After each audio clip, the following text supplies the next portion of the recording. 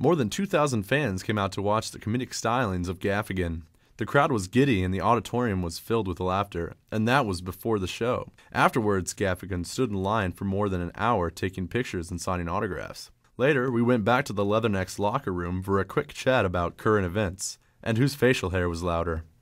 Well, mine's longer, so it should be. I mean, I'm no engineer or whatever, but I think shorter. But, you know, we started growing it at the same time, didn't we? Yeah, back in the 70s, back when we went to Back to Lakeford High together with Mrs. Appletree. I have to Mrs. Apple. Mine was Mrs. Apple something. Do all grade school teachers Crabtree. have to be Crabtree, Apple or maybe. some tree association? Usually, mostly, yeah. Apple Bottom. That would be an interesting name.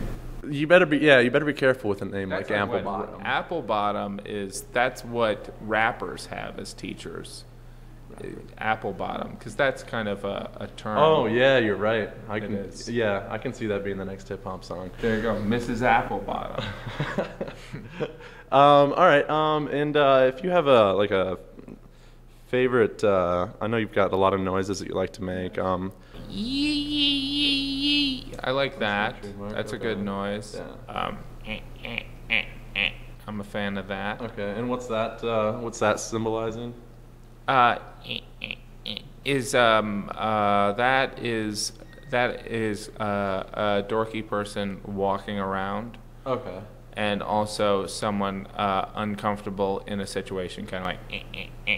Yeah, trying to deal with this economy and everything. Yeah, like you kind of have to make. It has a lot to do with the economy, mostly. It's how people deal with it. I think. Yeah. You know. Yeah. And there's a new disease that came out. It's called. Finally. Thank you. Yeah, it's called popcorn lung. This is the truth. And you get it, you microwave popcorn, you inhale the fume or whatever. It affects your lungs.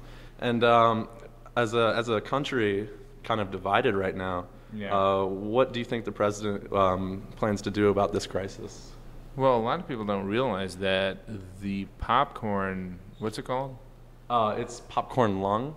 Popcorn lung. That's what actually killed Orville Redenbacher. And there's been a cover-up, and I'm kind of like waiting for people to kind of admit that Orville Redenbacher was killed, you know. And I think that, you know, I grew up near where he's from, sure, and obviously a very attractive man. Mm-hmm. I mean, I didn't just view him as a sex symbol. I knew he had talents. Yes. But he probably died of some kind of popcorn kind of thing. Yeah, corn related. But the president, you know, obviously this is one of the issues that he has to deal with. And I would not be surprised if it doesn't come up in some of these debates. Mm. Maybe you could do a YouTube thing. They could submit it at one of those debate things. Yeah, interesting. Yeah. And you said you're a recent father, so that's gotta be pretty cool. Yeah. Let's say your kids wanted to grow up and they wanted. I don't want them to grow up, but go on. Okay, well, hypothetically speaking, let's Right. say your kids grow up All and right. They want a career as being a pit bull. Right. Do you have a problem with your children fighting as pit bulls? Well, you know, I'd rather they be a pit bull than, say, a Rhodesian Ridgeback or a Vizsla. Mm-hmm. You know, I mean, that's pretty obvious. I think a lot of parents would answer that question with that kind of point of view. Sure. But, you know, I think that's something that a lot of parents have concerns about, that their kids are going to come in the room, say, hey, I want to be a pit bull, and it doesn't matter how prepared you are for the question.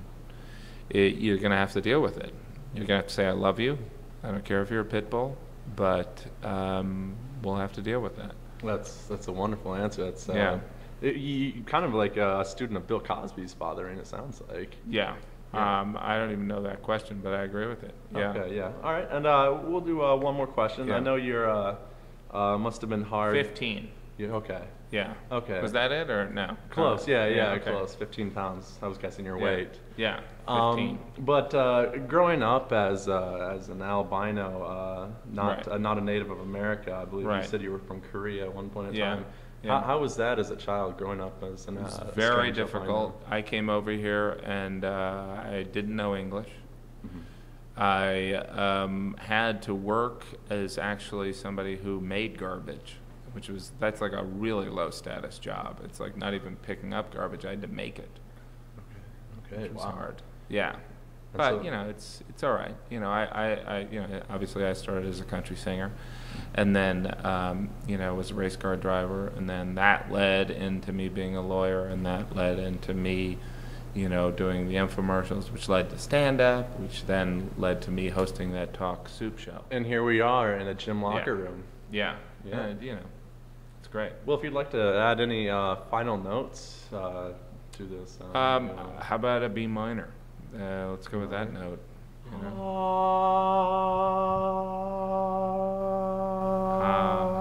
So you're more of like a natural bass, I think. I'm more of like a tenor. I don't know So my if you guitar. just drop the fifth, If I had maybe? my guitar, it Okay. would be different. Okay, yeah, okay. Sounds good. Well, I think that note sounded really good. It's a good note to end on. That's my knee you have your hand on.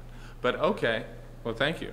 Comedian Jim Gaffigan cracked every funny bone in the crowd and was the first of many acts to come for the WIU Bureau of Cultural Affairs' new season. Joseph Roderick reporting.